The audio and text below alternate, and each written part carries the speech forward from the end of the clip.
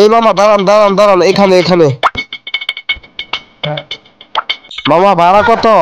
মামা ভাড়া তো বেশি না, ভাড়া মাত্র 20 টাকা। কি করুন মামা, এত রাস্তা মাত্র 20 টাকা ভাড়া? এই ভাড়া দিয়ে কি আপনার পোষায়? বলে কেউ নেন, 1000 টাকা দিলাম, আমার জন্য দোয়া করবেন, আমি বিমানের পাইলট, ঠিক আছে? মামা 1000 টাকা ভাড়া দিচ্ছেন, এত ভাড়া? আপনার বাপের নাম কি? মামা আমার বাপের নাম বাচ্চু। মামা আপনার বাপে না আজীবন কামলা বেচা ভাত খাইছে, আপনি আমার 1000 টাকা ভাড়া দিলেন? মামা আমার বাবা সেই ব্রিটিশ আমলে কামলা বেচে ভাত খাইছে, এখন আমরা লেখাপড়া করে আইছি ঢাকা থেকে, এখন আমি বিমানের পাইলট, এখন কি তো সময় আছে? আপনি বলেন। না তা তো ঠিকই। ঠিক আছে মামা, তাহলে আপনি ভালো থাকেন। আর 1000 টাকা দিছি, এটা দিয়ে মামিরে ভালো বুড়া কিছু কিনে দিয়েন, ফোলাবান্তের কিছু কিনে দিয়েন, আর আমার জন্য দোয়া করেন, ঠিক আছে? আমি যেন বিমানটা ভালো মতো চালাইতে পারি, যান তাহলে।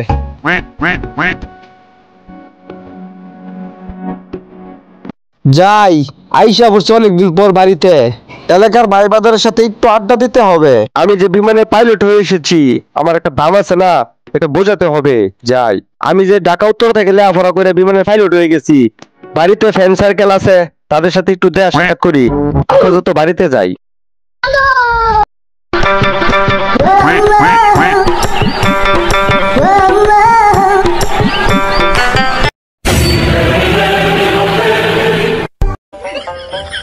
ওই আব্বা, কিরে আমি শিক্ষিত পাইলট মানুষ, আমি ইংরেজিতে কথা কইয়াম। ড্যাডি, ওই ড্যাডি, গর্তে বাইরাও, দেও কেডা আইছে। কেডা রে? কেডাই বর্ধুপুর বেলা ডাকতাছে? আরে গেন্দা তুই হঠাৎ করে আইসে বসছস, তোমার তো জানাইতে পারতি। আরে ড্যাডিল, এটা তোমার জন্য একটা সারপ্রাইজ, এই যে না জানা আইসা পড়ছি, এটা তোমার জন্য একটা সারপ্রাইজ, চমকে দিলাম। আর কেমন আছো ড্যাডিল? আর মাই মাদার কেমন আছে? যা যা, তুই বাড়িতে যা গিয়া, তুই আঙ্গুর গেন্দা না, তুই আইসুস কে লাগি, তুই আও নাই, যা বাড়িতে যা বাইর। বাট হয় ড্যাডিল, কেন আমি বাড়ি থেকে চলে যাব কেন? কেন মেন বুঝি না, পায়ের গাম মাথা তুলিয়া তোর লেখাপড়া করাইতাছি, আর তুই ড্যাডিল ড্যাডিল শুরু করছস। তোর দাদি মরছে 20 বছর হয়েছে, আর ও না তোর দাদি, এটা তোর দাদি আইব হইতেও না, এরম গেন্দার দরকার নাই, তুই বাড়িতে যা গিয়া। কিন্তু বাবা কেন? আমি তো তোমার কথা বুঝতে পারতাছি না। আর এই যে তোমার ড্যাডিল করে ডাকতাছি, এটাই তো তোমার কষ্টের ফল। আমি তোমার ইংরেজিতে ডাকতাছি, ড্যাডিল মানে আব্বা, আব্বু, বুঝতে পারছো? মাদার মানে আম্মা, আমি তো তোমার ইংরেজিতে ডাকতাছি, এখন বুঝতে পারছো? তোমার তো কষ্ট বিফলে যায় নাই, আমি তো ঢাকা থেকে বিশাল বড় এক ডিগ্রি লয়ে আইছি, আমি তো বাবা বিমানের পাইলট হয়ে এসেছি, এখন তোমার আর কষ্ট করুন লাগতো না। ওহো, বুঝছি বুঝছি, তুমি এবার আগে আমার বোঝায় কইতা, তাহলে তো আর এত কার্য করি না। আমরা মূর্খ সূর্খ মানুষ, এটা আগে কইলেই তো হইতো বা বুঝাইয়া, আর কত কিছু কইছি তোমার, রাগ করো না বাবা, রাগ করো না। আচ্ছা বাজান, বুঝতে পারছি তুমি কষ্ট করে আইছো ঢাকাতে, তো ঘরে যাও, ঘরে গিয়ে রেস্ট নেও।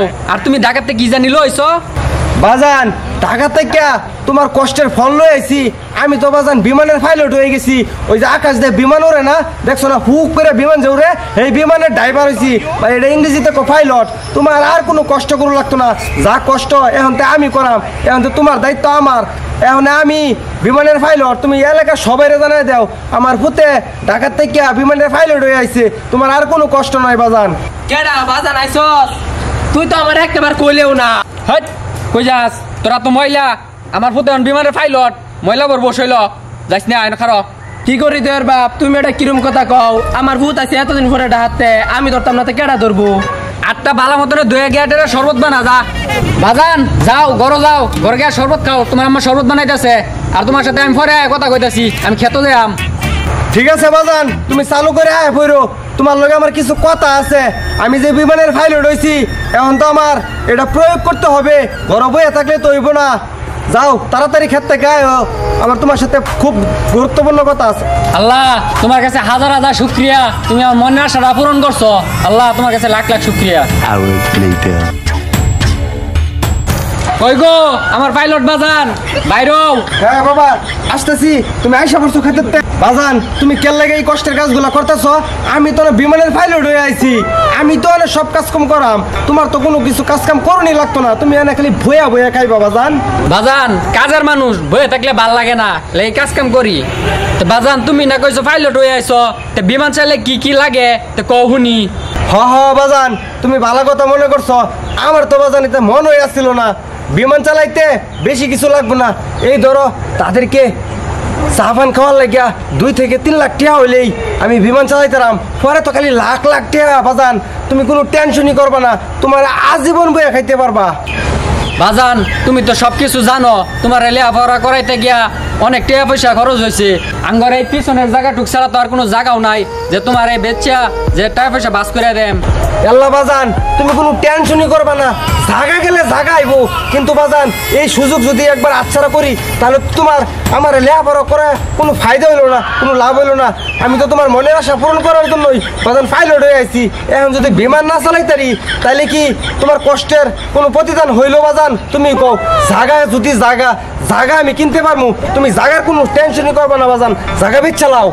বাজান তুমি যে এত কইতাছ তে তো এই জমিন বেচে দিব লাগবো, আর নাহলে তো সবকিছু বিফলে যাইবো। তোমার এত লেখাপড়া করা এটাতে কোনো ফায়দা হইলো না। তোমার সুখই তো আমার সুখ। ঠিক আছে বাজান তুমি কোনো টেনশন করো না, আর এই জায়গা টুক দিয়ে কারো কাছে বিক্রি করে 3 লাখ টাকা বাস করে নিয়ে আই।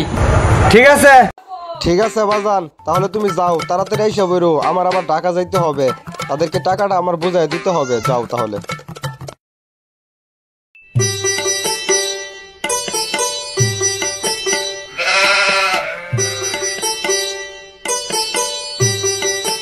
ওই বাজান বাইরো।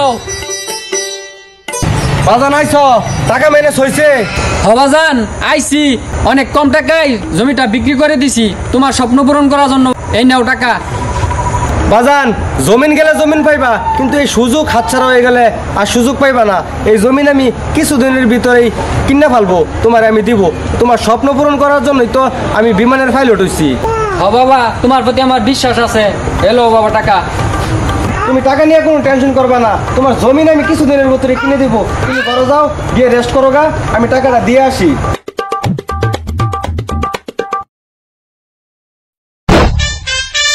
এই টাকা দিয়া তোমার স্বপ্ন শুধু পূরণ করতাম না, আমার স্বপ্নও পূরণ করাম। অনেক কষ্ট করে এই টাকাটা ম্যানেজ করছি। এখন শুধু পাইলটের কি কাজ এটা শুধু এখন দেখানোর পালা। আসসালামু আলাইকুম এভরিওয়ান, সবাই কেমন আছেন? আশা করি সবাই ভালো আছেন। দা কমেডিয়ান ইউটিউব চ্যানেলের পক্ষ থেকে আপনাদের সবাইকে স্বাগতম। তো প্রিয় দর্শক, আপনারা যে ভিডিওটি আজকে দেখেছেন, তো এই ভিডিওটি প্রায় 15 মিনিট হওয়ার কথা ছিল। বেস্ট এক লং ভিডিও হওয়ার কথা ছিল, বাট করতে পারি নাই। আমাদের এই টিমের যে বাবার ক্যারেক্টারে পাঠ করেছে সে অসুস্থ, তার জন্য সবাই দোয়া করবেন। তো মূলত এই ভিডিওটি একটি ফানি ভিডিও। তো ফানি ভিডিওর মাধ্যমে আপনাদেরকে আপনার বাস্তব ঘটে যাওয়া একটি মেসেজ দিতে চেয়েছিলাম। সেটি হলো, আপনারা অনলাইনে অনেকেই ক্যাসিনো খেলেন। তো এই অনলাইনে জুয়া খেলার কারণে আমাদের ময়মনসিংহ 30 সাল একটি মর্মান্তিক ঘটনা ঘটে গিয়েছিল, যে নিজের ছেলে তার বাবা মাকে হত্যা করে তার ঘরেই পুঁতে রেখেছিল এই অনলাইনে টাকার জন্য। তো এটাই মূলত এই ভিডিওর মাধ্যমে তুলে ধরতে চেয়েছিলাম, সেটা আর ধরা হলো না। তো আমাদের ক্যারেক্টার যে করেছে, বাবার যে ক্যারেক্টার করেছে, সে অসুস্থ হয়ে যাওয়ার কারণে।